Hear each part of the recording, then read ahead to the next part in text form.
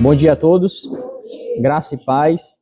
Vamos começar, irmãos, mais uma escola bíblica dominical, nesse domingo, dia 24 de agosto. Agradecendo aqui também a presença do nosso Luiz Fernando, que tem procurado a igreja para saber mais sobre a pessoa de Jesus Cristo. Então, nós queremos agradecer a presença dele aqui.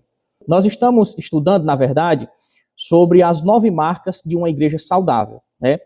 E a gente já sabe que a igreja saudável, segundo o nosso estudo, ela tem 9 marcas. E a gente está estudando a primeira delas. E o nosso estudo aqui, para quem não conhece o autor, é esse autor aí, o Mark Dever. Ele é um pastor americano, né, em Washington, nos Estados Unidos. Então esse aí é o pastor Batista, autor do nosso estudo, certo? 9 marcas de uma igreja saudável. E o livro que nós estamos estudando é esse aqui. Então, quem quiser depois ver aí, pesquisar alguma coisa sobre o livro, é esse livro aí, 9 marcas de uma igreja saudável, certo? Nós iremos então para a nossa aula de hoje, que tem a ver com a centralidade da palavra de Deus na igreja.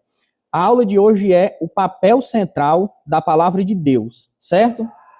E lembrando aos irmãos que esse assunto aqui está dentro da primeira marca de uma igreja saudável, que é a pregação expositiva, que nós já estudamos na aula passada. E o que é pregação expositiva? Eu coloquei aqui uma definição bem básica. Pregação expositiva é tomar a principal verdade de uma passagem e fazê-la o principal ensino do sermão. Então é isso que pregação expositiva é. É nada mais do que você pegar as escrituras, você tem uma passagem das escrituras em foco e você toma o assunto principal daquela passagem e faz desse assunto principal o ensino principal do seu sermão. Então, esse assunto, irmãos, ele foi dividido em 2 partes. A pregação expositiva, como temos estudado aqui, está dividida em 2 partes. A primeira parte nós estudamos na aula passada, que foi aqueles conceitos iniciais sobre a pregação expositiva. O que ela é? Qual é a natureza da pregação expositiva? Como se prega desse modo? A gente viu tudo isso na aula passada. Os irmãos que não tiverem lembrando desse assunto, podem acessar o canal da nossa igreja, que ali tem todas as aulas que nós já tivemos até aqui. E a outra parte desse assunto é o papel central da palavra de Deus. E esse último aspecto aqui, ele está desenvolvido em 3 pontos, que são 3 papéis. O papel da palavra de Deus em dar vida, que é o que nós iremos estudar hoje. O papel da palavra de Deus em santificar e o papel do pregador da palavra de Deus. Nós hoje iremos nos deter só sobre esse primeiro ponto aqui, o papel da palavra de Deus em dar vida. Então, se tem uma coisa para a gente guardar na mente hoje, é essa função da palavra de Deus em dar vida. A palavra de Deus, ela cria vida. Tudo bem, irmãos? Então, vamos ao assunto de hoje. O papel central da palavra de Deus. Por que nós, irmãos, temos batido nessa tecla de que a pregação da igreja tem que ser a chamada pregação expositiva? Porque esse tipo de pregação coloca a palavra de Deus no centro da igreja, no centro da própria pregação. E a palavra de Deus estando no centro, ela vai nortear a pregação, ela vai guiar a pregação. Além disso, as igrejas elas devem ter a palavra de Deus no seu centro. E é a pregação expositiva que faz isso, que coloca a palavra de Deus no centro da igreja. E para quê? Para que a igreja seja dirigida pela palavra de Deus. Nós não queremos ser dirigidos por discursos humanos, por ideias humanas, por coisas seculares. Nós queremos ser dirigidos pela palavra de Deus. Então, nada mais justo do que ela estar no centro da igreja. Em primeiro lugar, norteando a pregação que é feita na igreja e dirigindo a igreja. Em último lugar, nós colocamos a palavra de Deus no centro porque Deus resolveu usar a palavra de Deus para criar vida. Toda a vida que existe é criada pela palavra de Deus. E foi porque Deus ordenou fazer isso. Deus quis fazer assim. Que tudo que existe, toda a vida, toda a criação, veio à existência pelo poder da palavra de Deus. As coisas não acontecem do nada. O mundo não veio a existir do nada. Tudo isso tem um Criador. E esse Criador, nós consideramos que é Deus, o autor de todas as coisas. E como é que Deus fez tudo isso? A palavra de Deus nos diz que ele criou tudo pelo poder da sua palavra. Agora, irmãos, uma questão interessante aqui. O nosso estudo hoje está baseado numa pergunta central que eu queria colocar para os irmãos aqui e todos vocês ficassem com essa pergunta assim bem fresca na mente de vocês. A pergunta é a seguinte: a Bíblia criou a igreja ou a igreja criou a Bíblia? Vocês têm aí a resposta na cabeça de vocês, mas nós vamos colocar essa resposta aqui bem detalhada. Essa pergunta, ela divide aqui duas grandes partes do cristianismo brasileiro, e talvez até mundial: os católicos e os protestantes. Para os católicos, foi a igreja que criou a Bíblia, certo? Já para nós protestantes, é a Bíblia que cria a igreja, ok? Vocês entenderam aqui a questão inicial, digamos assim, a tese do nosso estudo? Quem é que cria a Bíblia? É a igreja? Ou será que é a Bíblia que cria a igreja? A resposta protestante, repito, é que a Bíblia cria a igreja, certo? Porque a palavra de Deus tem esse poder criador. A resposta do Mark Dever, daquele cara que eu coloquei ali no início, a foto dele, vai ser nesse sentido. E para responder essa pergunta, para dar base a essa resposta de que é a Bíblia que cria a igreja, ele começa a sua resposta em Gênesis, a palavra de Deus falada, criando todas as coisas, e ele traça ali uma argumentação até Jesus Cristo, para provar que é realmente a palavra de Deus que cria a vida. E toda essa argumentação nos leva a esses 3 pontos. Em primeiro lugar, as Escrituras, elas têm o poder de dar vida. Em segundo lugar, as Escrituras têm a função de nos santificar. E em terceiro lugar, qual é o papel do pregador da palavra de Deus? Agora nós vamos entrar diretamente no assunto. Irmãos, o povo de Deus foi criado pela palavra de Deus.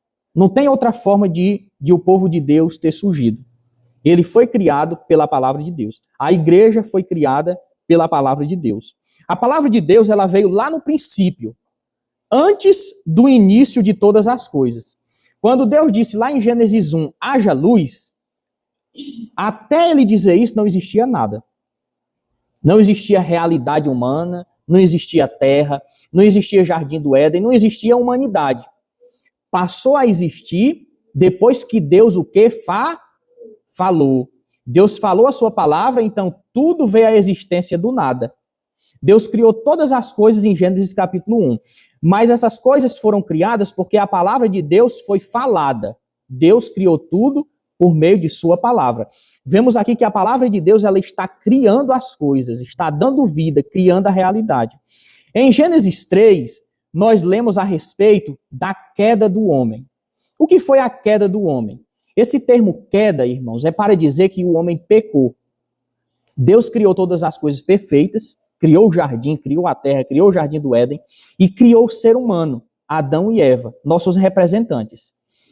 E quando se diz que o homem caiu, é porque Adão e Eva se rebelaram contra essa ordem criacional de Deus. Eles se distanciaram de Deus, se rebelaram contra o projeto original de Deus e quiseram viver a sua própria maneira. Com isso, a visão que eles tinham de Deus foi perdida. Quando eles pecam e Deus vem ao entardecer a eles, a primeira coisa que eles fazem é se esconder. A visão de Deus já está distanciada, eles estão tomando distância de Deus, estão com medo de Deus. Toda a realidade ali foi deturpada, a pureza, a santidade, tudo ali caiu em desgraça, em pecado. Mas no versículo 16 do capítulo 3 de Gênesis, Deus faz a primeira promessa de restauração universal, que é a primeira promessa do Evangelho. Deus, então, depois que todo aquele pecado aconteceu, Deus vem ali tentar resolver a questão, e Deus, de fato, resolve a questão através da promessa que ele faz. Ele chega para Adão e Eva, começa a ter aquela conversa que todos nós sabemos, e para resumir, ele diz assim: a semente da mulher irá esmagar a semente da serpente. Essa é a primeira promessa do Evangelho. O que é que Deus quis dizer com isso? A interpretação é que a semente da mulher se refere a Jesus Cristo, que veio dentro da barriga da mulher, de Maria, certo? Ao morrer na cruz, Jesus então estava esmagando a cabeça do diabo que iludiu os nossos pais Adão e Eva para pecarem. Com essa obra de Jesus Cristo, toda a realidade caída é restaurada. Mas o ponto importante aqui, irmãos, é entendermos que no princípio Deus criou todas as coisas, o ser humano caiu e Deus faz a primeira promessa do evangelho de restauração e de reconciliação da sua criação com ele mesmo, certo? Muitos anos se passam, Deus dá aquela ordem para Adão e Eva crescer e se multiplicar na terra. Então as nações se desenvolvem e muito tempo depois a palavra de Deus vem a uma pessoa lá na antiga Mesopotâmia, uma terra idólatra, cheia de deuses, a um homem chamado Abrão, um idólatra, que morava ali no território conhecido biblicamente como Ur dos Caldeus, na antiga Mesopotâmia, uma região que ficava entre dois rios. Ali a palavra de Deus veio a esse homem chamado Abrão, depois seria chamado de Abraão. A palavra de Deus veio a ele e disse a Abraão: Abraão, sai da tua terra, do meio da tua parentela, e eu te prometo fazer de você uma grande nação. Então vocês percebem que aqui a palavra de Deus já veio uma segunda vez, e o propósito é criar vida. Abraão está ali numa terra idólatra, mas a palavra de Deus vem a ele, chamando ele para ter vida com Deus. Deus está criando um povo para ele, certo? Depois que a palavra de Deus vem depois que a palavra de Deus vem a Abraão, Abraão faz o quê? Obedece à voz de Deus e ele sai, irmãos, da sua casa, da sua parentela, daquela terra idólatra, e a palavra de Deus diz que ele vai sem saber para onde, sem saber o seu destino, mas ele sai obediente a essa voz que ele ouviu, e ele acredita ser de Deus. E de fato, a palavra de Deus diz que a voz era do próprio Criador de todas as coisas, que estava falando com Abraão. Então ele ouviu a voz e ele fez o quê? Obedeceu e então seguiu, certo? Abraão, Deus cumpriu a promessa a Abraão de lhe dar uma descendência, e Abraão, já velhinho, teve um filho, chamado de Isaac. Isaac teve outros dois filhos, chamados de Jacó e Esaú. De Jacó saíram 12 filhos, que nós chamamos os 12 patriarcas. Eles fizeram as 12 tribos de Israel, fizeram as suas famílias, que depois nós conhecemos como as 12 tribos de Israel. Eles foram viver no deserto, andando e procurando a terra que Deus tinha prometido ao pai Abraão. E eles ficaram muitos anos ali no deserto, até que veio, irmãos, uma grande fome na terra. Uma fome assim avassaladora, uma escassez de todo tipo de alimento na região onde eles estavam, no Oriente Médio. E então, o que é que se fez? O que é que aconteceu? Esse povo, essas 12 tribos, elas foram se refugiar no império vigente daquela época, que era a nação egípcia. Então, esses 12 patriarcas, digamos assim, o povo de Israel, que Deus estava escolhendo ali, para se livrar da fome, foi se refugiar na terra do Egito. E se, por um lado, esse refúgio serviu para livrar eles da fome e da morte, por outro lado, meus irmãos, essa ida para o Egito fez deles uma nação cativa, uma nação escravizada. Então eles passaram, não foi 10 ou 15 anos escravizados no Egito, mas mais de 400 anos, como escravos nessa terra do Egito. Agora vocês estão entendendo a linha narrativa? Deus criou lá no princípio Adão e Eva. Eles se multiplicaram e se dirigiram a uma terra idólatra, Ur dos Caldeus. Ali Deus chama um homem, Abrão, coloca o nome dele de Abraão. Abraão tem esses filhos, formam as 12 tribos, eles, para se livrarem da fome, se refugiam no Egito. E esse refúgio é para sua desgraça e escravidão, mas ao mesmo tempo para que não morressem. E então, escravizados por mais de 400 anos, então o que acontece? a palavra de Deus novamente vem. E aqui nós aprendemos uma lição, irmãos, assim, de passagem. A palavra de Deus passou nada mais, nada menos do que 400 anos para poder vir a eles. Nasceu geração, morreu geração e Deus em silêncio. Mas depois de 400 anos, a palavra de Deus ela vem a um homem chamado Moisés. E Deus levanta esse homem chamado Moisés para ser o líder daquele povo escravo, para libertar aquele povo. Vejam, Deus está criando novamente o povo dele. A história da redenção, irmãos, é uma história de Deus levantando o seu povo vez após vez. Vejam, Deus cria o povo, Adão e Eva caem no pecado. Deus promete o Salvador, levanta Abraão. A nação cai no pecado na escravidão egípcia. Deus agora está levantando de novo o povo através do seu servo Moisés. Então, naquela figura maravilhosa da sarça ardente, aquela sarça, aquela árvore ali que está em chamas, mas ela não se consome, foi a visão que Moisés teve. Moisés se aproxima daquela visão para ver o que é aquilo, ele não estava entendendo. E ao se aproximar, ele descobre que é Deus mesmo que está ali, naquela aparição. E Deus fala do meio da sarça, pegando fogo. E Deus diz, Moisés, estou te separando para voltar ao Egito, para salvar o meu povo, para livrar o meu povo da escravidão. É a palavra de Deus que sai da boca de Deus, está dando uma ordem para Moisés, para que aquele povo escravizado tenha vida. Deus está trazendo o povo para ele novamente. Assim, meus irmãos, a palavra de Deus ela veio a Moisés, e por Moisés a toda a nação israelita, e Deus chamou esse povo para ser o seu povo. Nós conhecemos toda a história. Depois de tudo isso, Moisés volta lá, aquela potência mundial egípcia, e depois daquele acontecimento das 10 pragas do Egito, essas pragas deixaram o Egito arrasado, o povo então sai liberto daquela nação ali, daquela nação opressora. O povo sai livre, com muitas possessões, em direção àquela antiga terra que Deus tinha prometido a Abraão no início, em Gênesis capítulo 12.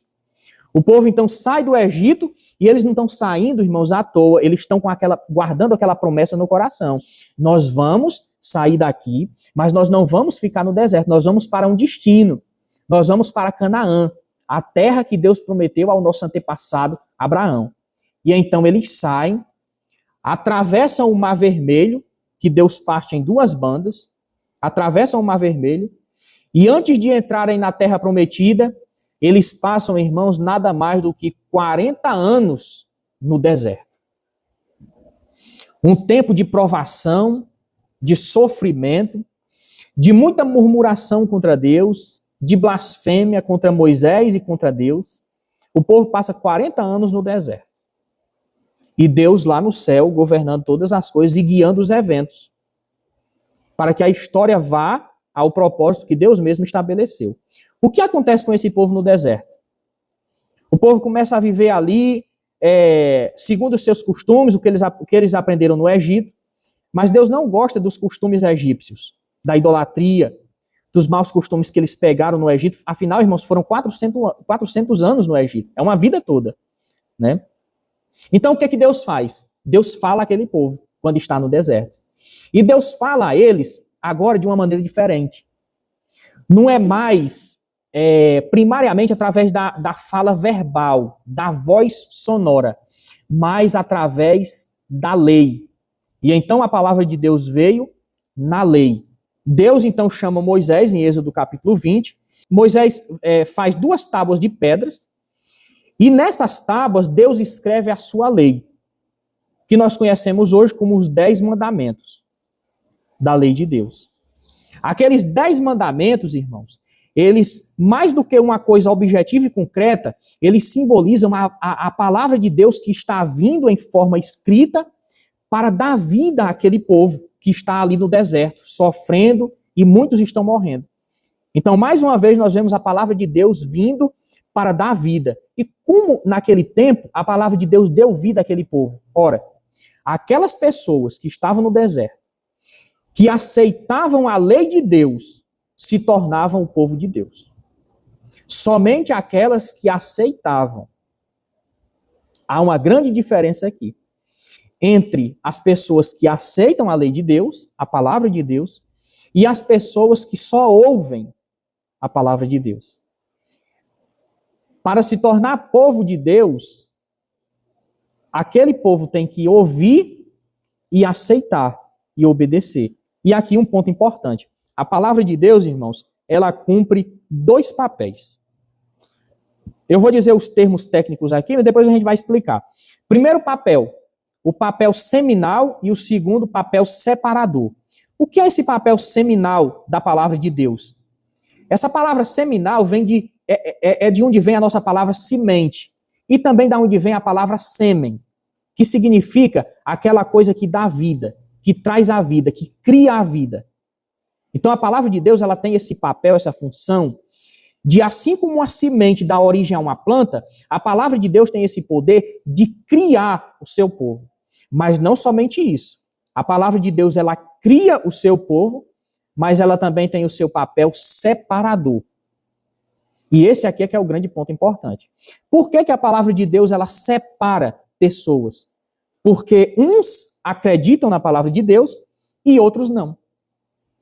Os que acreditam na palavra de Deus, eles se tornam povo de Deus. Os que não acreditam, ficam como estão, sem ser chamado povo de Deus. E aqui eu trouxe dois exemplos, de um crente e outro de um descrente. Naquela época, irmãos, a palavra de Deus veio a um homem chamado Elias, em 1 Reis 18. E o que esse homem Elias faz ao ouvir a palavra de Deus? Ele atende a essa palavra obedientemente. Ele crê na palavra de Deus. E então é chamado de homem de Deus, o povo de Deus. Só que naquela mesma época, naquela mesma sociedade, tem outro homem ali que representa o povo todo, o rei Acabe. A palavra de Deus vai a Acabe não somente uma, nem duas, mas várias vezes. Mas ele rejeita a palavra de Deus. Ele não quer ouvi-la. Ele prefere ouvir os seus profetas a ouvir a palavra de Deus.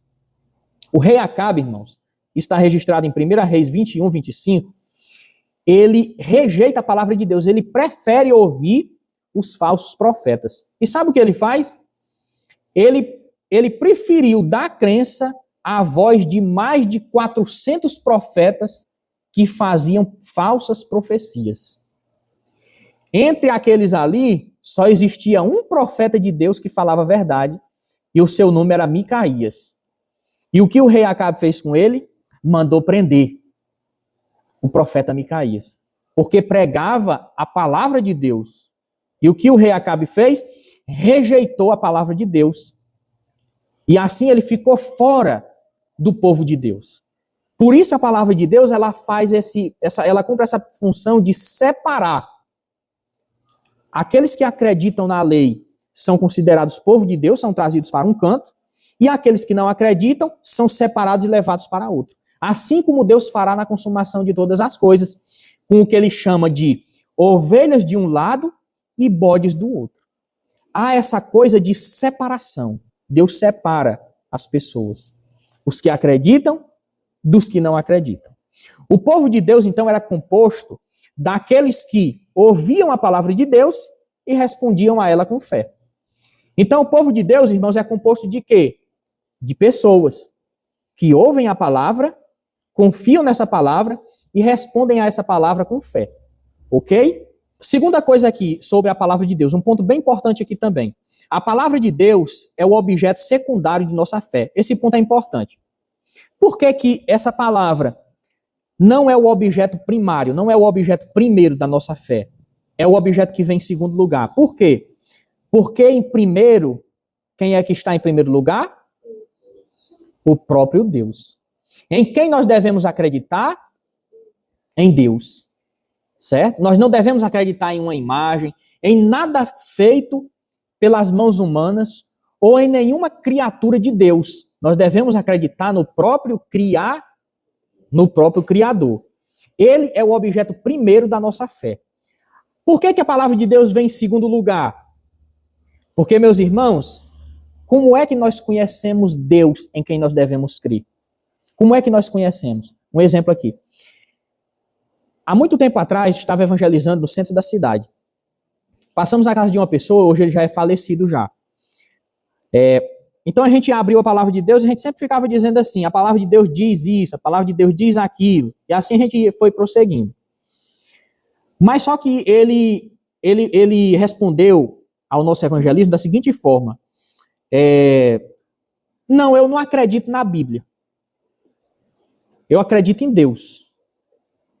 Mas na Bíblia não. Aí eu perguntei, e como é que você acredita em Deus? Ah, porque minha mãe me ensinou. E como foi que sua mãe aprendeu? Ah, porque a mãe dela ensinou a ela. E como foi que a mãe dela ensinou a ela? A questão voltou para as escrituras. Alguém leu a Bíblia e disse a eles.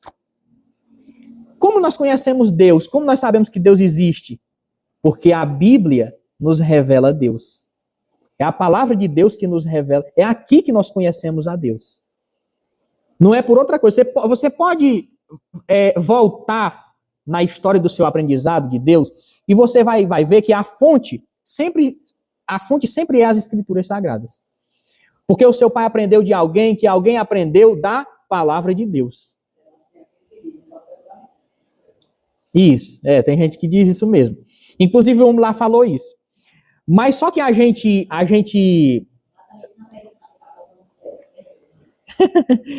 só que assim, irmão, se a gente for pensar bem, toda a nossa ideia sobre Deus vem da palavra de Deus. Ninguém não aprendeu de outro canto. Foi da palavra de Deus. Então, nós aprendemos que Deus está em primeiro lugar porque é nele que nós devemos crer.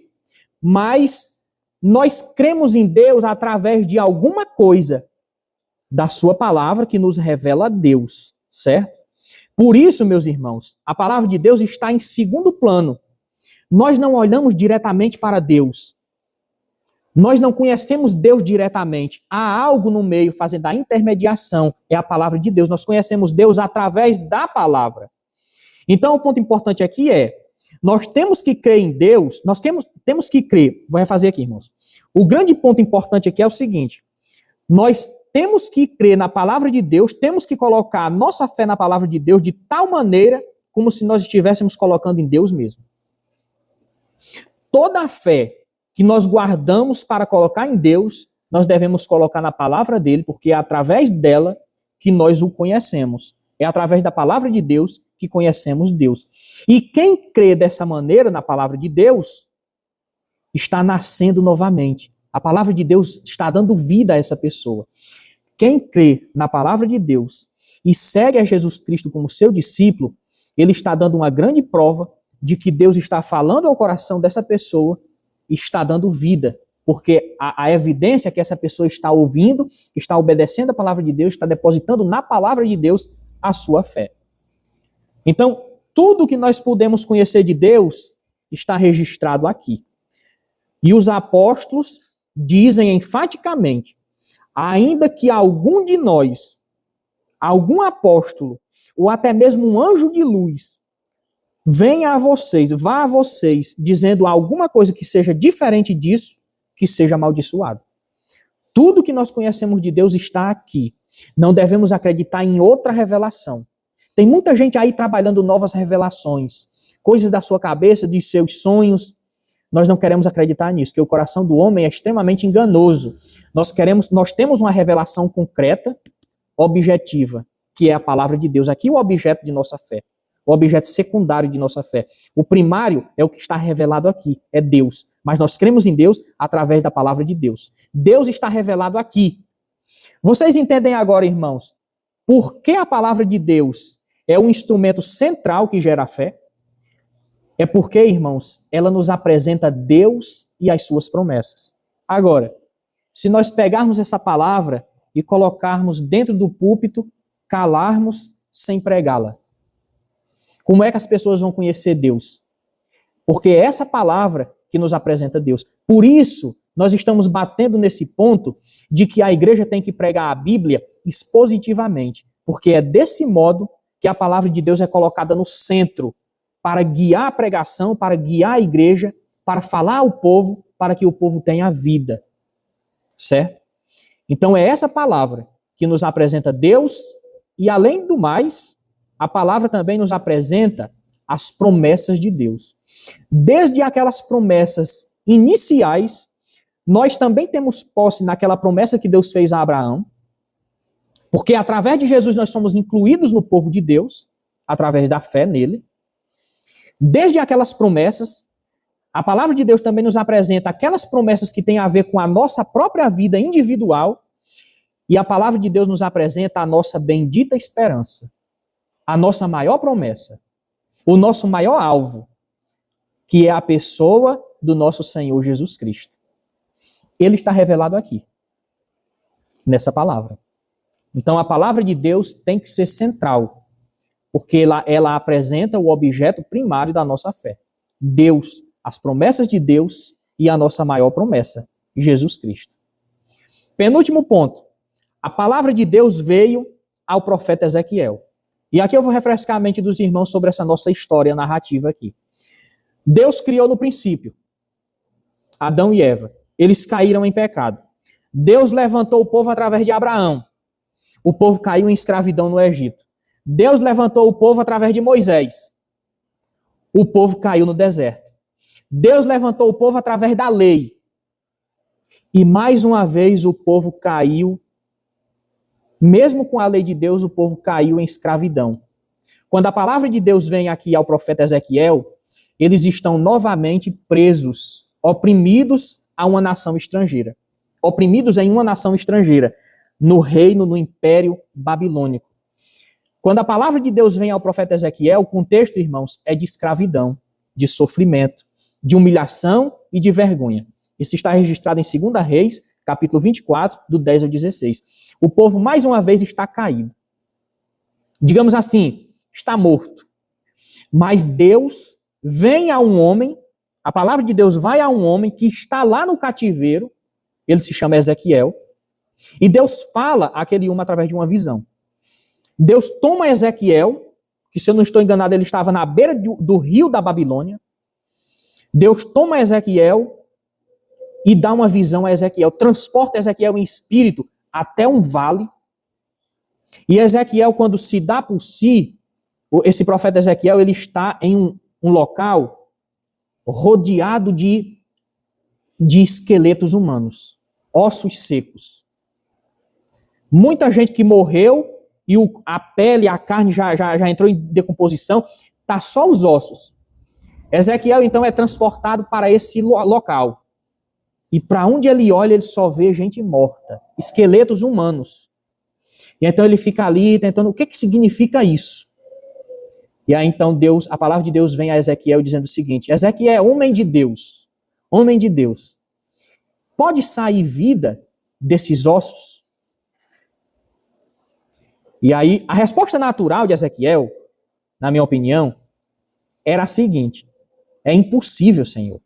Mas ele não responde isso. Ele fica calado.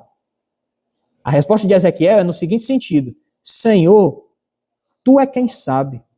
Tu sabes se daí pode sair vida ou não. Porque qual era a resposta que nós daríamos diante de um cadáver? E pior, diante do esqueleto de um cadáver. Dali não pode sair nada além da morte. Então Deus pergunta para ele: pode sair vida desses ossos secos? Desses esqueletos quebrados? Secos? Sem vida? Ezequiel diz: Senhor, tu sabes. E então a palavra de Deus vem naquele vale de ossos secos.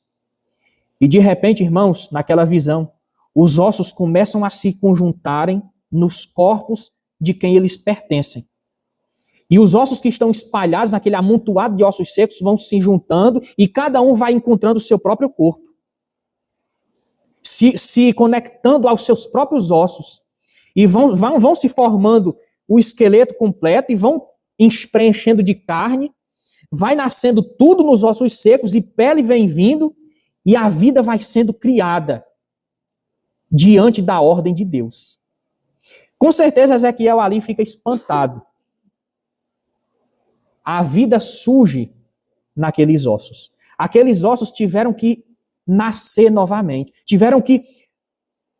Aqueles ossos secos e mortos, de alguma maneira, tiveram que produzir vida, por assim dizer. Porque a vida que estava sendo produzida naqueles ossos era de origem divina. Era através da palavra de Deus. E o que Deus estava querendo dizer com isso? Ezequiel, o povo está morto no cativeiro, aprisionado. A figura para nós hoje é que o povo está aprisionado no pecado. Mas ao som da voz de Deus, esse povo nasce novamente. Eu vou libertar o povo através da minha palavra. Eu vou dar vida novamente àquele povo.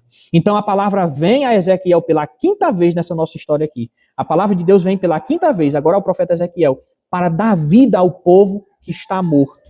E a figura pela qual Deus mostra a Ezequiel que está dando vida, é esses ossos secos, que estão sendo regenerados pelo poder da palavra de Deus.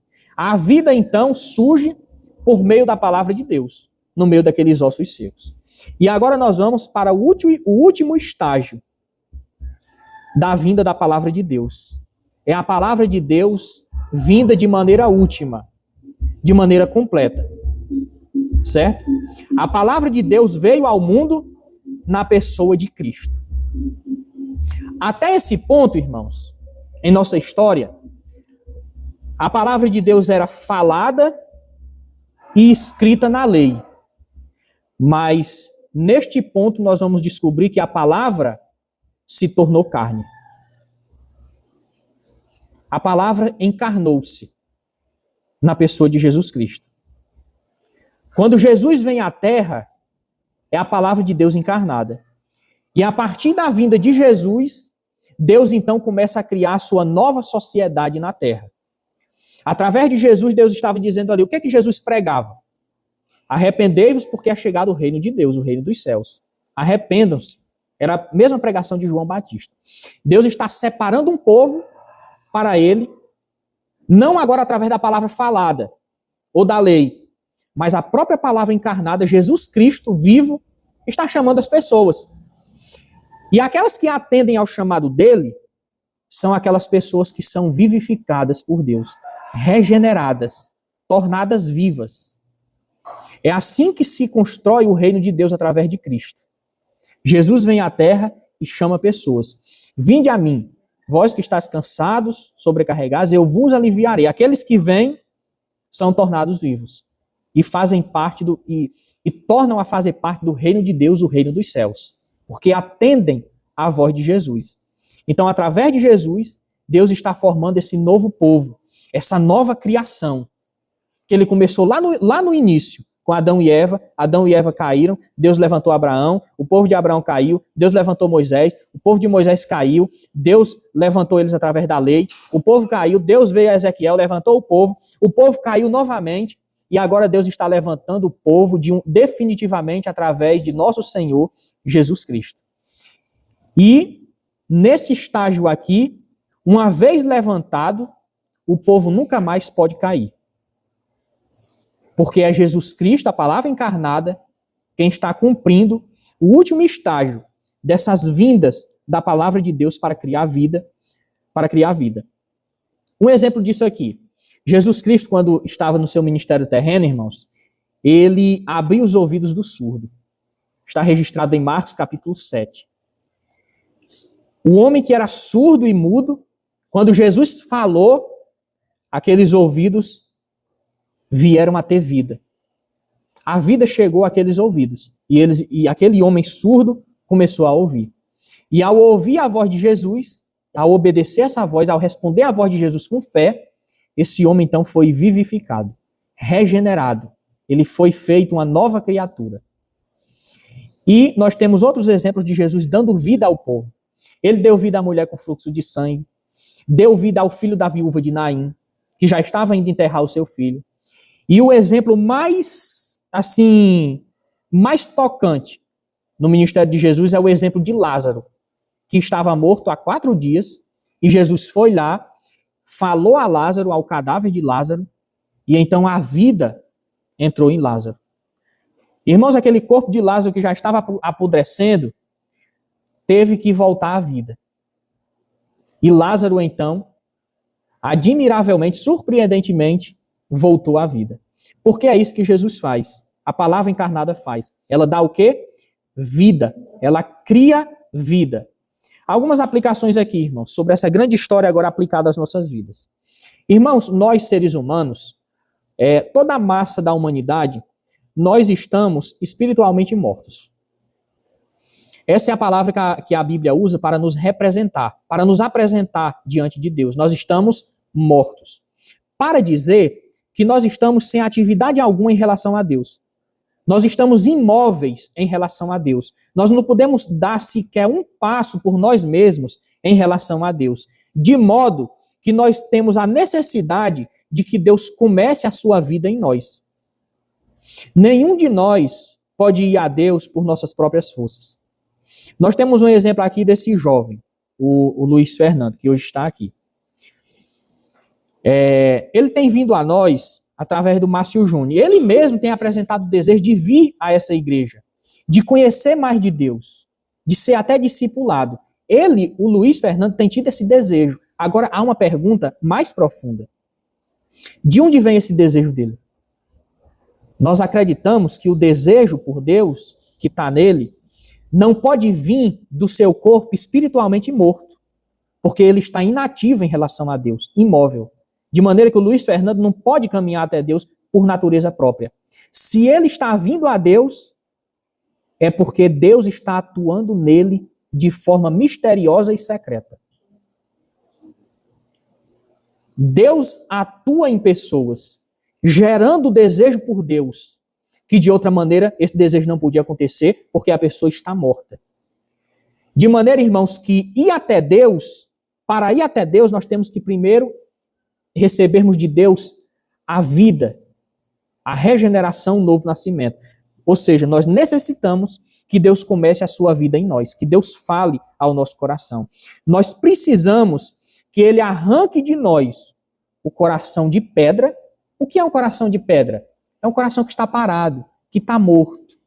Um coração que está inativo para Deus. Ele não pensa, ele não tem o tino de Deus, ele não tem o conhecimento de Deus, é um coração de pedra. Então Deus ele arranca esse coração e coloca em nós um coração novo, regenerado, um coração de carne, um coração de amor para com Deus. Uma vez que esse coração está dentro de nós, aí sim, nós começamos a caminhar para Deus. Até então, a Bíblia nos apresenta como pessoas mortas em relação a Deus. Jesus Cristo, irmãos, ele cria um povo diferente. Ele cria pessoas que mostram em si mesmas a vida de Deus à medida que ouvem a sua palavra e, por graça de Deus, respondem a ela com fé. Isso é a palavra de Deus, irmãos, dando vida. Olha o que está escrito no início do Evangelho de João. No princípio era o Verbo, e o Verbo estava com Deus, e o Verbo era Deus. Todas as coisas foram feitas por intermédio dele, e sem ele, nada do que foi feito se fez. A vida estava nele. A vida estava em quem? Em Jesus. A vida estava nele, e a vida era a luz dos homens. João capítulo 1. A palavra de Deus, irmãos, então, ela veio de um modo completo e final em Jesus Cristo. Aqui a gente já está caminhando para o final. A palavra de Deus veio de um modo completo e final em Jesus Cristo. Se ela veio em Jesus de um modo completo, nós não precisamos adicionar nada mais à palavra de Deus. Os nossos discursos, nossas inovações, nossas ideias, não. A palavra de Deus ela já é suficiente para dar vida. E ela já veio de modo final. Não haverá uma nova revelação. Já está tudo aqui finalizado. Já está tudo redondo, já está tudo acabado. A palavra de Deus ela é completa e ela já está encerrada. Nós não podemos acrescentar nada sob a pena de termos sobre nós as maldições que estão nesse livro. Nós também não podemos tirar nada, senão Deus disse que tirava de nós a parte que nos cabia na vida vindoura. Nós nem podemos acrescentar e nem podemos tirar. Por quê? É claro, irmãos, porque ela é suficiente. Ela está completa. Ela já está encerrada. Em quem essa Bíblia está encerrada? Essa palavra, como essa palavra está encerrada, completa, finalizada? Em Jesus Cristo. Jesus é a revelação final de Deus. Olha o que está escrito no começo do livro aos Hebreus, da carta aos Hebreus. Olha o que diz aqui. No passado, Deus falou muitas vezes, de muitas maneiras aos nossos antepassados, por meio dos profetas. Mas nestes últimos dias, nos falou por meio do Filho. Nestes últimos dias, nos falou por meio do Filho. Já está tudo completo, finalizado nessa palavra de Deus. Jesus veio, irmãos, para o quê? Para pregar. Em Marcos 1,38, ele mesmo diz assim, ó, para isso vim ao mundo, para pregar. É o objetivo dele neste mundo, pregar. Jesus veio pregar, nos ensinar sobre Deus. E o que ele nos ensinou? É importante esse ponto aqui. Jesus ensinou que veio morrer pelos nossos pecados. Marcos 10:45. Ele veio morrer pelos nossos pecados. Isso é a palavra de Deus dando vida. A própria palavra encarnada, falando aos corações, chamando o povo de Deus, criando o povo de Deus e separando o povo de Deus para essa nova realidade em que nos encontramos no reino de Deus, na pessoa e no amor de Jesus. Aqueles que atendem à voz de Jesus pela fé, que depositam nele a sua fé, a sua confiança. Agora eu vou ler, meus irmãos, as palavras aqui do autor. Importante esse pensamento do autor. Deus não será conhecido se ele não falar. E não podemos conhecer a Deus se ele não falar uma palavra em que podemos confiar. Nós podemos confiar nessa palavra? Podemos ter certeza disso. Por causa dos nossos pecados, jamais podemos conhecer a Deus de outra maneira que não pelas Escrituras. Se Deus não falasse, nós ficaríamos perdidos para sempre nas trevas da nossa especulação, da nossa própria ilusão, nas nossas próprias trevas. Mas graças a Deus que ele falou. E quando Deus fala, ele restaura a nossa surdez, ele troca o nosso coração de pedra para um coração de carne, ele nos dá vida quando ele fala. A palavra de Deus, irmãos, também nos apresenta o Evangelho. E o que é o Evangelho? O Evangelho é essa história aqui, ó. Deus nos fez para conhecê-lo. Esse é o nosso grande propósito. Deus nos fez para conhecer a Deus. Mas o que nós fizemos? Nós pecamos e nos separamos dele. Como é que Deus vai nos restaurar novamente? Ele tem um plano. Jesus Cristo é o plano de Deus. Deus veio ao mundo na pessoa de Jesus Cristo, que viveu de modo perfeito, assumindo a nossa carne e nossas limitações, e morreu na cruz especificamente como substituto de todos aqueles que se converteriam a ele e creriam nele. Aqui, irmãos, há uma especificação. Jesus veio ser o substituto de quem? Ele morreu na cruz por quem? Ele pagou os pecados de quem? Especificamente daqueles que depositam a fé nele e daqueles que ainda haverão de depositar a fé nele. De mais ninguém. Somente desses que depositam ou depositarão a fé em Jesus. Jesus, então, outro ponto do evangelho aqui, irmãos, é que Jesus, ele ressuscitou dentre os mortos como testemunho de que Deus aceitou esse sacrifício dele. Como é que nós podemos ter a certeza de que a obra de Jesus foi aceita por Deus? Porque Jesus ressuscitou ao terceiro dia. Ele não ficou preso nos laços da morte no túmulo. No domingo da ressurreição, Jesus então ressuscita. Jesus volta à vida. Deus ressuscita Jesus. E a ressurreição é muito importante para nós. Ele nos chama agora, Jesus. Nos chama para nos arrependermos e crermos nele. Aquela palavra inicial que saiu da boca de Deus, que criou no princípio, agora ela veio à terra em forma humana. E Jesus mesmo nos chama ao arrependimento e à crença nele. Jesus diz: arrependei-vos, porque é chegado o reino dos céus. E o apóstolo Paulo diz em Romanos 10:9, se você crê no seu coração, se você confessa com a boca, e se você crê no coração que Deus ressuscitou Jesus dos mortos, você será salvo. Então, o que é a salvação? Crer na ressurreição. É isso que o autor diz aqui, ó. Crer e descansar na verdade que Deus ressuscitou Jesus Cristo é o caminho para a salvação. A maneira de ser incluído no povo de Deus. Essa é a única maneira, por isso que Jesus diz em João 14:6, eu sou o caminho e a verdade e a vida. E depois disso ele fecha a porta para todos os outros caminhos. Ninguém vem ao Pai a não ser por mim. Só há este caminho. A maneira de entrarmos no reino dos céus, de fazer parte do povo de Deus, é assumindo essa fé em Jesus Cristo, crendo na sua ressurreição. Essa é a única maneira de Deus criar o seu povo. Textualmente aqui o autor vai dizer que há muitas maneiras de se criar um povo. Nós podemos criar um povo, tentar criar um povo de Deus através de palestras, através de movimentos sociais.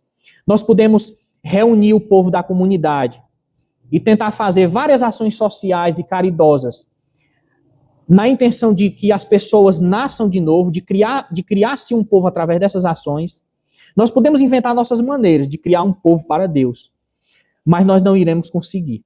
Por isso, irmãos, na nossa igreja, em nossa congregação, nós priorizamos o único caminho que pode dar vida ao mundo, que é a apresentação de Jesus Cristo, vivo, morto, crucificado e ressuscitado ao terceiro dia. Esse é o grande caminho. Outras denominações, talvez, outros movimentos, podem tentar outros caminhos. O caminho social, o caminho da caridade, são coisas importantes. Deus pode usar todas essas coisas, mas nós priorizamos a palavra de Deus porque acreditamos que ela é a única maneira de uma pessoa encontrar o caminho da salvação.